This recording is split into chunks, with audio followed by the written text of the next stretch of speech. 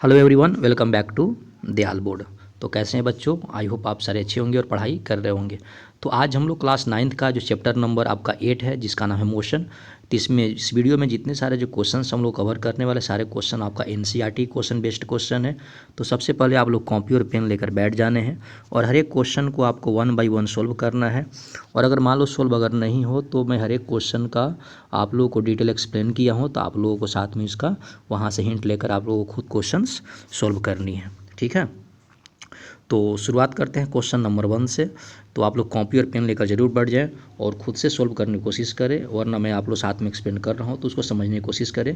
और इस वीडियो को आप लोग अंत तक देखा करोगे ताकि आप लोगों को जो मोशन जो चैप्टर है आप लोगों को कंप्लीट इन्फॉर्मेशन मिल जाए। तो शुरुआत करते हैं क्वेश्चन नंबर 1 से। तो क्वेश्चन नंबर 1 है, an object has moved through a distance. क्या कहता है कि अगर कोई ऑब्जेक्ट है, मान लो कोई एक ऑब्जेक्ट है जिसका मास m है, इसको किसी डिस्टेंस से क्या करवा दिए हैं, मूव करवा दिए हैं। तो can it have zero displacement. तो क्या कहता है कि अगर कोई डिस्टेंस से अगर मूव करवाते हैं तो क्या इसका जो डिस्प्लेसमेंट है वो जीरो हो सकता है क्या? इफ़ यस, तो बोल रहा है कि यदि हाँ, support your answer with an example. तो आपको है ना इस जो आपका जो स्टेटमेंट दिया गया है इसको एग्जाम्पल से क्या करना है, वेरीफाई करना है। तो बच्चों मैं एक बात बोलूँ, इस तरह के जब क्वेश्चंस अगर जब भी आए तो इसका मतलब क्या है, आप लोगों को समझना है और उसको सोल्व करना है। तो इसका मैं आंसर पढ़ रहा हूँ, फिर मैं आप लोगों को शॉर्ट में आपको इसको एक्सप्लेन करूँगा। तो इसमें क्या बोल रहा है, यस, इसके आंसर की बात करूँ तो yes, zero displacement if possible if an object has move through a distance. है ना, कहता है कि अगर किसी ऑब्जेक्ट को किसी डिस्टेंस से अगर मूव करा सकते हैं तो डिस्प्लेसमेंट जीरो हो सकता है। Suppose a body is moving in a circular path and it starts moving from point A and it returns back to the same point A after the completing one revolution. है ना, then the distance will be equal to the circumference while the displacement will be zero. इसका मतलब देखो बच्चों ये बोल रहा है कि डिस्प्लेसमेंट जीरो हो सकता है अगर कोई बॉडी मूव कर रहा है। तो जैसे मान लो कि अपने पास कोई सर्कुलर पाथ है और यहाँ पे मान लो एक पॉइंट ए है और यहाँ से कोई एक आपका ऑब्जेक्ट है जिसका मास m है, इस सर्कल को एक बार कंप्लीट सर्कमफ्रेंस के थ्रू एक बार चक्कर लगा रहा है ना, यानी ये पॉइंट से चलना शुरू किया था और कुछ समय के बाद आपका ये पॉइंट पे आकर आ गया। तो इस केस में बोल सकते हैं कि आपका इसका जो डिस्प्लेसमेंट कितना हो जाएगा, जीरो हो जाएगा। डिस्प्लेसमेंट का मतलब यही होता है ना, distance between initial position and final position. लेकिन इसका अगर कोई बोलेगा कि डिस्टेंस जीरो होगा क्या, तो डिस्टेंस कभी जीरो नहीं होगा। इसका जो डिस्टेंस होगा आपका वो इस सर्कुलर पाथ का जो सर्कमफ्रेंस होगा उसके इक्वल टू हो जाएगा। आई होप आपको समझ में आया होगा। अगर किसी प्रकार का अगर डाउट भी हो तो आप लोग कमेंट करके ज़रूर बता सकते हो। इससे क्या होगा, मुझे मालूम चलेगा ना कि और कहाँ पे हम लोगों को और आपका इसको एक्सप्लेन करने की ज़रूरत है। ऐसे मैं अपने तरफ से पूरी कोशिश करता हूँ कि आप लोगों को समझ में आ जाए। इसके बाद क्वेश्चन नंबर 2 बोल रहा है, a farmer moves along A boundary of A square of side आपका 10 मीटर इन 40 सेकेंड। बोल रहा है कि कोई एक किसान है जो आपका इस बाउंड्री को आपका क्या कर रहा है, मूव कर रहा है। स्क्वायर फील्ड है तो स्क्वायर फील्ड है तो आपका साइड क्या होगा, सेम होगा। और हर एक साइड इसका दिया हुआ 10 मीटर और 40 सेकेंड में क्या कर रहा है, कवर कर रहा है। ठीक है, what will be the magnitude of the displacement of the farmer in the end of आपका 2 मिनट आपका 20 सेकेंड फ्रॉम इनिशियल पोजीशन। तो कहता है कि अगर ये जो किसान है आपका 2 मिनट अगर 20 सेकेंड अगर चल रहा है तो आपका बताना है कि कितना डिस्प्लेसमेंट होगा। तो सबसे पहले एक बात बताओ कि अगर 10 मीटर कवर करता है 40 सेकेंड में, तो अपने पास अगर टोटल समय की बात करो तो देखो कितना हो गया, 2 मिनट आपका 20 सेकेंड। तो 1 मिनट में कितने सेकेंड होते हैं आपका, 60 सेकेंड। अब प्लस कितना होगा, 20। यानी कहने का मतलब क्या हुआ, ये जो किसान टोटल कितना सेकेंड चल रहा है, 140 सेकेंड चल रहा है। ओके, तो इस केस में देखो यहाँ पे दिया गया है आपका, यहाँ पे कि साइड ऑफ द स्क्वायर दिया है 10 मीटर और पेरीमीटर इसका कितना होगा, 40 मीटर हो जाएगा। चूँकि एक साइड अगर 10 है तो पेरीमीटर कितना इसका हो जाएगा आपका, 10, 20, 30 और 40 हो जाएगा। ठीक है, तो फार्मर मूव्स आपका अलॉन्ग बाउंड्री कितने 40 सेकंड मूव करता है। तो 2 मिनट बोल रहा है कि 20 सेकंड में सबसे पहले इसको कन्वर्ट कर लेंगे, सेकंड में कन्वर्ट कर लेंगे तो टोटल अपने पास टाइम कितना मिला, 140 सेकंड। यानी इसका मतलब क्या है, जो फार्मर आपका मूव करता है 40 मीटर कितने मूव करता है, 40 सेकंड में। तो डिवाइड कर देंगे आपका, यानी 1 सेकंड में कितना मूव करेगा आपका, 1 मीटर। तो अपने पास यहाँ बोल रहा है कि आपका जो टोटल समय कितना 140 सेकेंड है, यानी आपका ये कितना मूव करेगा, 140 मीटर। इसका मतलब क्या हुआ, यहाँ जो अगर निकाल सकते हैं आपका, तो टोटल डिस्टेंस में पेरीमीटर से अगर डिवाइड करने के बाद मालूम में चला कि ये आपका कितना कवर करेगा, आपका 3.5 यानी 3.5 राउंड कंप्लीट करेगा। तो 3.5 राउंड में क्या होगा तो ये आपका क्या हो जाएगा, डायमेट्रिकली आपका अपोजिटाइज हो जाएगा, यानी यहाँ से है ना, यहाँ से अगर चलना शुरू करेगा तो देखो एक तो आपका एक राउंड हो गया, फिर आपका 2 राउंड हो गया, फिर आपका 3 राउंड हो गया, ये आपका आधा राउंड हो गया, मतलब ये आपका डिस्प्लेसमेंट होगा आपका। कहने का मतलब पॉइंट ऐसे चलना शुरू करेगा तो ये देखो ये भी 10 है, ये भी 10 है, इसका मतलब क्या होगा, ये डायगोनल हो जाएगा, तो इसका लेंथ कितना होगा, सिंपल से हो जाएगा 10² प्लस 10² यानी कितना 200, यानी 10√2 हो जाएगा इसका, है ना, डिस्प्लेसमेंट हो जाएगा। ओके, इसके बाद जो क्वेश्चन नंबर जो 3 है, which of the following is true for displacement, बोल रहा है कि डिस्प्लेसमेंट के लिए कौन सी इसमें आपका सही है। तो फर्स्ट बोल रहा है इट कैनॉट बी जीरो, बोल रहा है कि ये जीरो नहीं हो सकता है। बी नंबर में क्या बोल रहा है, इट्स मैग्नीट्यूड इज ग्रेटर, कहता है इसका जो मैग्नीट्यूड क्या है आपका बड़ा है, then the distance travel by the object. ठीक है, तो फर्स्ट इसका क्या हो जाएगा, इसमें आपका बोल रहा है ए आपका, और बी आपका क्या है, ट्रू है।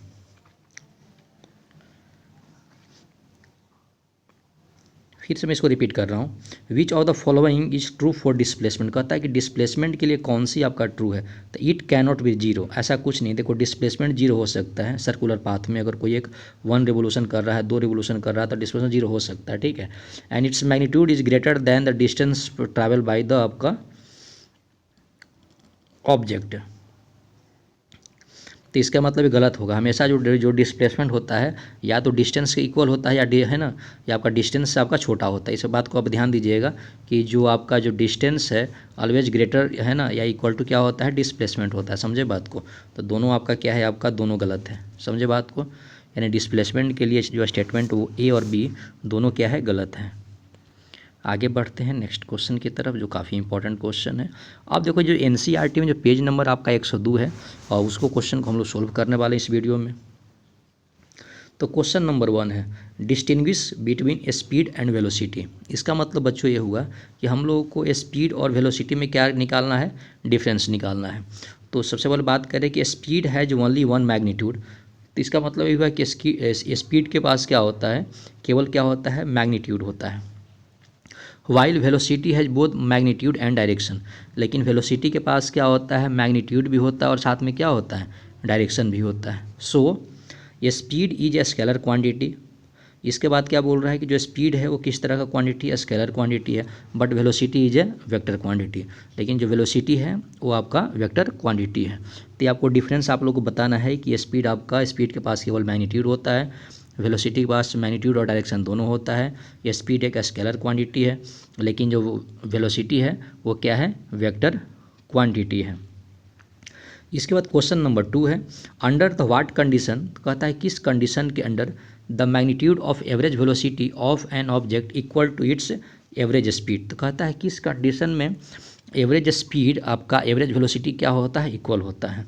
तो इसकी जब बात करें अगर आंसर के, the magnitude of average velocity of an object will be equal to the average speed in this condition of uniform velocity in a straight line motion. तो कहता है कि अगर स्ट्रेट लाइन अगर मोशन ये हो रहा है तो इस केस में आपका यूनिफॉर्म जो आपका वेलोसिटी किसके इक्वल हो जाएगा, आपका एवरेज वेलोसिटी का। ये बात यहाँ पे बोला गया है। ठीक है, आगे बढ़ते हैं नेक्स्ट क्वेश्चन की तरफ, जो क्वेश्चन नंबर 3 है, what does the odometer of an automobile measure. तो कहता है कि किसी ऑटोमोबाइल जो है, तो ऑटोमोबाइल में जो लगा रहता है ओडोमीटर, तो ओडोमीटर आपका क्या मेजरमेंट करता है। ठीक है, तो सबको पता है कि in automobiles odometer is use to measure distance. हमेशा याद कीजिएगा कि ओडोमीटर क्या है, एक डिवाइस है जो गाड़ी में क्या मेजरमेंट करता है, डिस्टेंस मेजरमेंट करता है कि जो गाड़ी है आपका कितना दूर तक चली है। ओके, आगे बढ़ते हैं नेक्स्ट क्वेश्चन की तरफ, जो क्वेश्चन नंबर 4 है, what does the path of an object look like when it is uniform motion. कहता है कि अगर कोई ऑब्जेक्ट अगर यूनिफॉर्म अगर मोशन में है तो उसका जो पाथ है वो किस तरह से आपका दिखाई देता है।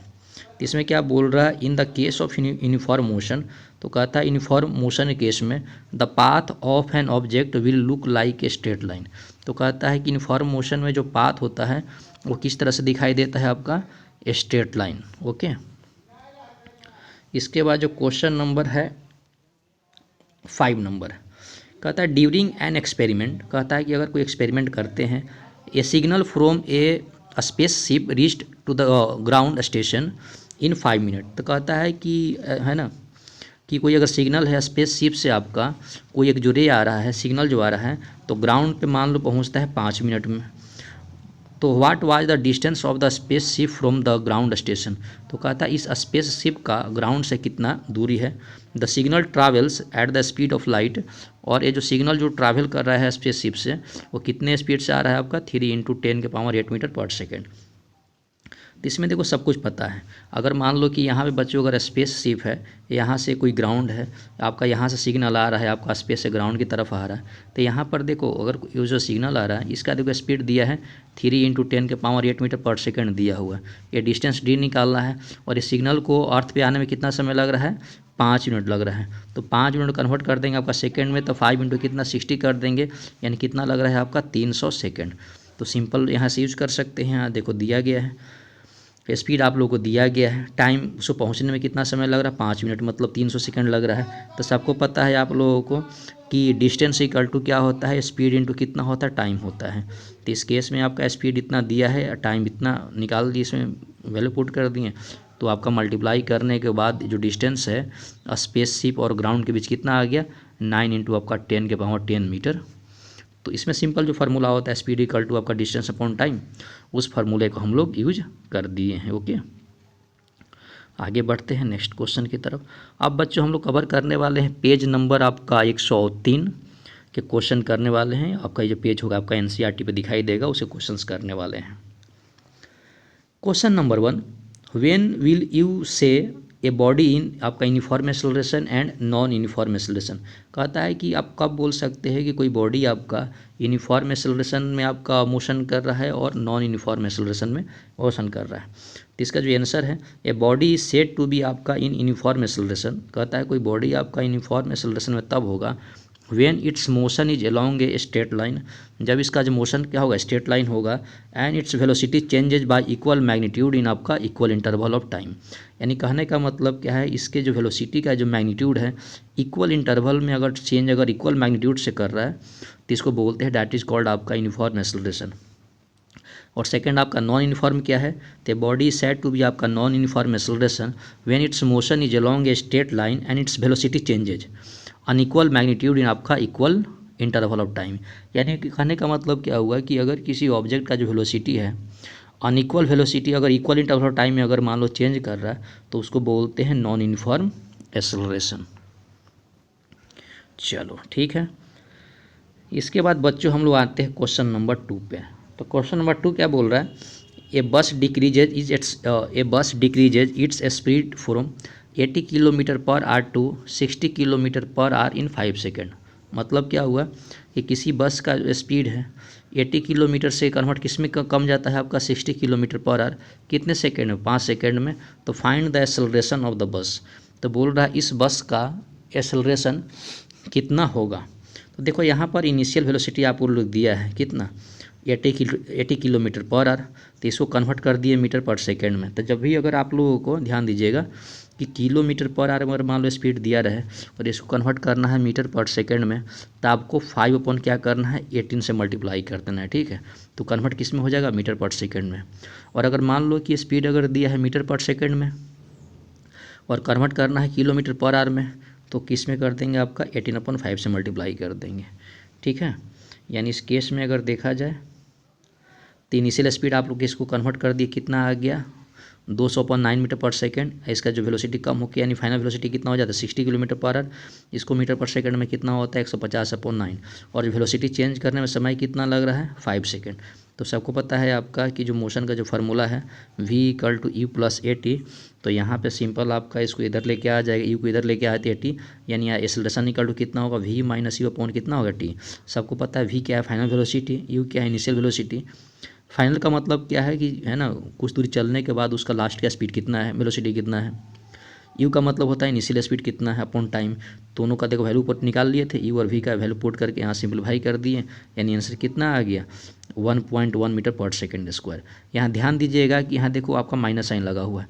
माइनस का मतलब क्या है, इसका देखो वेलोसिटी घट रहा है, मतलब इसको क्या बोलते हैं डी एक्सेलरेशन हो रहा है, इसको कभी कभी बोलते हैं नेगेटिव एक्सेलरेशन। ध्यान दीजिएगा। अगर एक्सेलरेशन का वैल्यू अगर पॉजिटिव आ जाए मतलब उसका वेलोसिटी टाइम के साथ क्या हो रहा है, घट रहा है, सॉरी माफ़ कीजिएगा, बढ़ रहा है। और एक्सेलरेशन अगर मान लो कि नेगेटिव आ जाए, इसका मतलब वेलोसिटी इसका टाइम के साथ क्या हो रहा है, घट रहा है। ठीक है, आगे बढ़ते हैं नेक्स्ट क्वेश्चन की तरफ। अब इसमें न्यूमेरिकल वगैरह हैं जो आराम से आप लोगों को चूज करना है। A train starting from a railway station and moving with a uniform acceleration attains a speed 40 kilometre per hour in 10 second, माफ़ कीजिएगा इन 10 मिनट। कहता है कि कोई एक ट्रेन है, जैसे मान लो ये ट्रेन है, चलना शुरू किया और 10 मिनट के बाद इसका स्पीड कितना होता है, 40 किलोमीटर पर आवर। तो कहता है इसका निकालना है, एक्सेलरेशन निकालना है। तो इसमें आपका देखो सिंपल ये हो जाएगा कि इसका इनिशियल वेलोसिटी आपका जीरो दिया है, ट्रेन अगर स्टार्ट किया होगा तो जीरो हो गया। इसका देखो फाइनल वेलोसिटी कितना आ गया, 40 किलोमीटर पर आवर। तो 40 किलोमीटर पर आवर को इसमें आप कन्वर्ट करके कितना आ गया आपका 100 अपॉन आपका 9 मीटर पर सेकेंड। और ये वेलोसिटी आपका जो कितने समय अटेंड कर रहा है आपका, देखो 10 मिनट, तो 10 मिनट को कन्वर्ट कर दिए सेकंड में। तो एक्सेलरेशन निकालना है तो मोशन का फार्मूला सबको मालूम है, v = u + a t। यानी यहाँ से एक्सेलरेशन के वैल्यू अगर आप लोगों को सिंपलीफाई करके वैल्यू इसमें पुट कर दोगे तो पुट करने के बाद कितना आ गया 0.0185 metre per second square. Okay, आगे बढ़ते हैं नेक्स्ट क्वेश्चन की तरफ। अब बच्चों एनसीईआरटी में जो पेज नंबर आपका 107 है उसे क्वेश्चन हम सॉल्व करने वाले हैं। कहता है कि what is the nature of the distance time graph for uniform and non uniform motion of an object.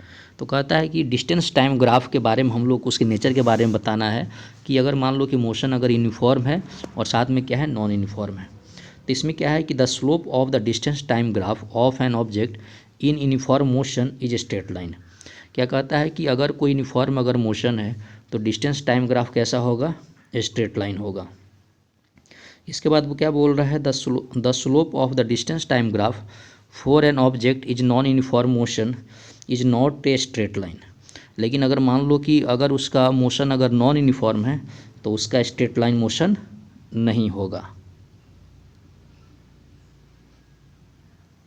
Okay, next question है, What can you say about the motion of an object whose distance time graph is a straight line parallel to the time axis। कहता है कि अगर कोई object है उसका जो distance time graph में जो ग्राफ है वो आपका जो स्ट्रेट लाइन जो पैरेलल है वो टाइम एक्सिस से अगर पैरेलल है तो उसके मोशन के बारे में बताना है। तो इसका मतलब क्या हुआ, when the slope of the distance time graph, मतलब कहीं पे अगर डिस्टेंस टाइम ग्राफ है उसका जो स्लोप है is a straight line parallel to time axis. मतलब क्या है कि अगर टाइम के अगर मान लो पैरेलल अगर आ जाए, ऐसे आ जाए, तो द ऑब्जेक्ट क्या हो जाएगा आपका, स्टेशनरी हो जाएगा। ठीक है, तो स्टेशनरी का मतलब किस में होगा आपका, रेस्ट में, मतलब कि जहाँ पर ऑब्जेक्ट है वो आपका वहीं पे वो पड़ा रहेगा। इसके बाद क्वेश्चन नंबर 3 है, क्या है कि what can you say about the motion of an object if its speed time graph is a straight line parallel to the time axis, है ना। तो when the graph of the speed time graph is a straight line parallel to the time axis object is moving with आपका constant speed. Next question है, what is the quantity which is measured by the area occupied by the below the velocity time. तो कहता है कि velocity अगर मान लो कि time का ग्राफ अगर दिया रहे, ठीक है, तो एरिया मान लो जो ऑक्यूपाई करता है, ये एरिया जो निकालना है, तो क्या होगा, तो the quantity of the distance is measured by the area occupied below the velocity time graph. तो इस केस में आपका क्या हो जाएगा, डिस्टेंस का मेजरमेंट होगा। ओके, यानी वेलोसिटी टाइम ग्राफ का जो एरिया होगा वो क्या दे देगा आपको, डिस्टेंस, है ना। अगर मैग्नीट्यूड निकालो तो डिस्टेंस होगा, वरना फिर इसलिए क्या होगा, डिस्प्लेसमेंट हो जाएगा। अब बच्चों पेज नंबर आपका 109 और 10 में जो क्वेश्चन एनसीईआरटी में दिया गया है उसके हम लोग इसमें क्या कवर करने वाले हैं, सॉल्यूशंस कवर करने वाले हैं। ए बस स्टार्टिंग फ्रॉम रेस्ट, तो कहता है कि कोई बस से रेस्ट से शुरू हो रहा है विथ यूनिफॉर्म एक्सेलरेशन, यानी आप लोग को एक्सेलरेशन दिया है 0.1 metre per second square for आपका 2 मिनट। मतलब ये जो बस चल रही है 2 मिनट के लिए चल रही है, तो हम लोग को निकालना है स्पीड एक्वायर्ड निकालना है। मतलब अगर ये बस अगर 2 मिनट तक चली गई तो आपका उसका फाइनल स्पीड कितना हो जाएगा और डिस्टेंस कितना ट्रैवल करेगा।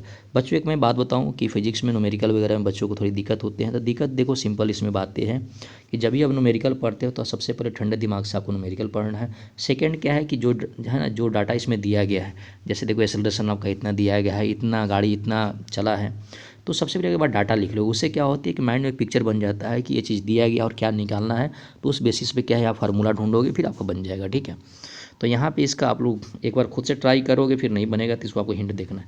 यानी इनिशियल वेलोसिटी आपको दिया है 0 मीटर पर सेकेंड, वो भी इसी वजह से रेस्टर चलना शुरू किया है, तो एक्सेलरेशन दिया है, टाइम दिया है 2 मिनट, मतलब कितना हो गया 120 सेकेंड। तो इसमें आपका स्पीड निकालना है, मतलब इतना चलने के बाद ऐसे स्पीड कितना होगा। तो सिंपल फार्मूला कौन सा कर दिए, v = u + at, यानी v आपका u का मान 0 आ जाएगा, a का मान है 0.1 दिया है, टाइम कितना 120 दिया है। यानी कहने का मतलब क्या है कि 2 मिनट चलने के बाद इसका स्पीड कितना हो जाएगा 12 मीटर पर सेकेंड। यानी the bus will acquire the speed आपका 12 metre per second after 2 minute with the given acceleration, मतलब आपका 2 मिनट चलने के बाद इसका स्पीड कितना आ जाएगा 12 मीटर पर सेकेंड। इसके बाद जब बोल रहा है कि डिस्टेंस कितना ट्रैवल करेगा, तो फिर इसमें आपका डिस्टेंस ट्रैवल यानी मोशन का जो फार्मूला है s = ut + ½ at², u का मान यहाँ 0 आ जाएगा है ना, 1/2, a का मान 0.1 और t² मतलब 120 का स्क्वायर करने के बाद यहाँ वैल्यू कितना आ गया 720 metre.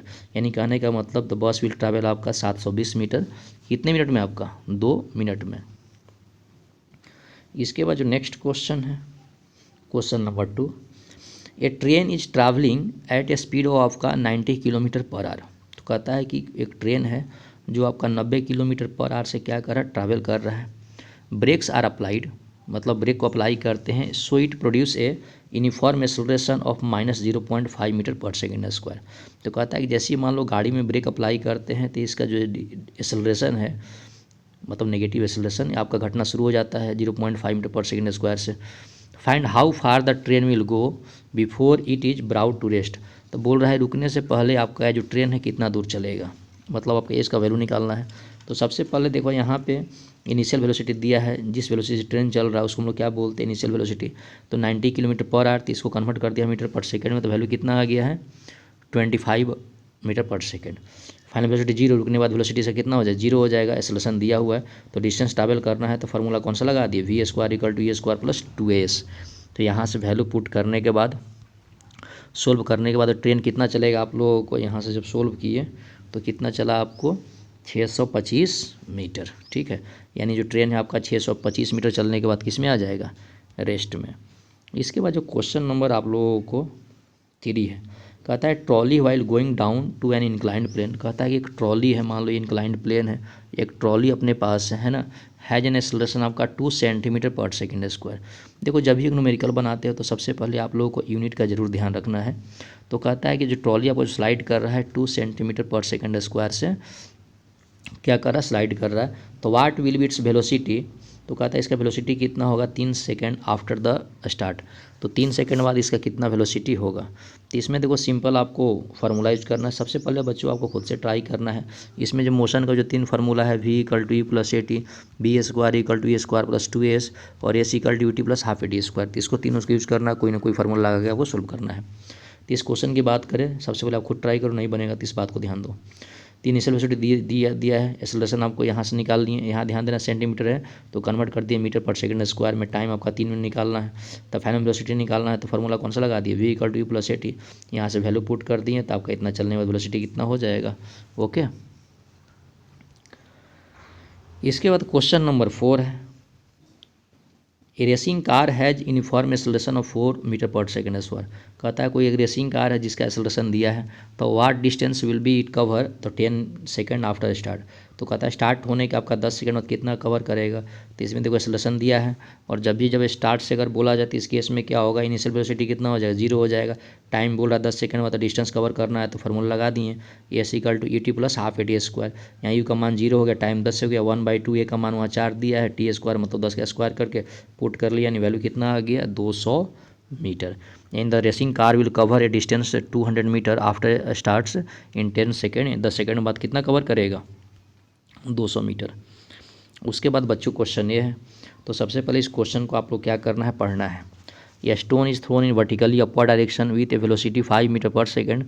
If the acceleration of the stone during its motion is 10 meter per second square in the downward direction, so what will be height attained by the stone and how much it will go in the reach. तो simple एक stone को फेंका जा रहा है तो कितना दूर चलेगा, तो इसमें सिंपल भी इसमें ध्यान दीजिएगा, जो एक्सेलरेशन होगा यहाँ पे क्या पुट करेंगे, आपका एक्सेलरेशन ड्यू टू ग्रेविटी, और यहाँ पर वैल्यू आपका कितना ले लेंगे, आपका 10 मीटर पर सेकेंड स्क्वायर, जैसा कि आप लोगों को मालूम है, और फार्मूला में यहाँ वैल्यू पुट कर इसे सोल्व कर लेंगे।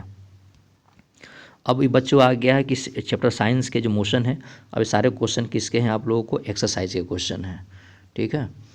तो एक्सरसाइज के क्वेश्चन है ना, ये भी क्वेश्चन आपका क्वेश्चन नंबर 1 आप लोग के एथलीट का क्वेश्चन है जो पहले सोल्व किए हैं, तो इसको आपको पॉज करना है और खुद से सोल्यूशन देख लेना है। क्वेश्चन नंबर 2 आप लोगों को खुद से जज करना है, पॉज करना है वीडियो को और सोल्व करना है, इसमें एवरेज स्पीड निकालना है। तो ये सारे क्वेश्चंस आप लोगों को मैं एक्सप्लेन कर चुका हूँ, उसी बेसिस पे है सारे क्वेश्चंस, तो आप लोग क्वेश्चन सारे बन जाएंगे, ठीक है। क्वेश्चन नंबर 3 तो इसको सबसे पहले पॉज करोगे आप लोग और इसको है ना आप खुद से सॉल्व करने की कोशिश करोगे, है ना, फिर मैच करोगे आंसर, नहीं मैच होगा तो इसको आप लोग हिंट भी देखोगे। सारे न्यूमेरिकल ही हैं। क्वेश्चन नंबर 4 भी आप लोग सबसे पहले पॉज करके नोट करोगे, खुद सोल्व करो। और जब भी बच्चों अगर न्यूमेरिकल की अगर बात हो तो सबसे पहले पढ़ो, 2-3 बार पढ़ो, उसके बाद डाटा कॉपी पे लिखो, फिर लगाओ कि क्या दिया गया है, क्या निकालना है। एक क्वेश्चन ग्राफ वाले बच्चे क्वेश्चन से इसको आप लोग ध्यान से आप लोग करोगे और अगर सोल्व हो तो अच्छी बातें हैं, है ना, वरना नीचे आप लोगों को दिया है, इसमें सिंपल आपको एरिया निकालना है। तो जब भी अगर स्पीड टाइम ग्राफ होता है तो उसका एरिया क्या देता है, डिस्टेंस देता है, ठीक है। तो इस कंसेप्ट को आप लोग यूज करोगे और सारा चीज़ है ना पॉज करने के बाद बन जाएगा। तो पॉज हाँ, जब भी अगर नहीं बने तो पहले आप लोग को पॉज कर लेना है, ठीक है, और उसके बाद आपको हिंट देखना है और उसके बाद आप लोग ट्राई करना है कि आप कहाँ फंस रहे थे। तो इन चीज़ों को आप लोगों को देखने के बाद क्या होगा कि जो भी मन में डाउट वगैरह आप लोगों को जो चल रहा है फिजिक्स से रिलेटेड आप लोगों को काफ़ी क्लियर हो जाएगा, ठीक है। तो बच्चों आई होप आप लोगों को ये जो मैं आप लोगों को जो मोशन जो चैप्टर डिस्कस किया आप लोगों को ये भी क्वेश्चन आप लोगों ने मेरिकली क्वेश्चन से क्वेश्चन नंबर 10 भी है। ये अगर क्वेश्चन नंबर अगर मान लो बात करें 9 की, तो भी क्वेश्चन आपको आप लोग बताना है कि कब आपका जीरो वेलोसिटी होगा वगैरह वगैरह बताना है। इसमें सिंपल बेसिक आपका थियोरेटिकल क्वेश्चन है, तो थियोरी तो आई होप आप लोग को अच्छी ही होगा। तो एक बच्चों था आपका मोशन से रिलेटेड क्वेश्चंस जो मैंने आप लोगों को यहाँ पर करवाएं। तो आई होप आपको ये वीडियो पसंद आया होगा, तो पसंद आए तो लाइक सब्सक्राइब शेयर करें ताकि मुझे मोटिवेशन मिले और आप लोगों के लिए मैं ऐसी वीडियो बनाता रहूं। तो पढ़ाई करते रहें, all the very best, thank you.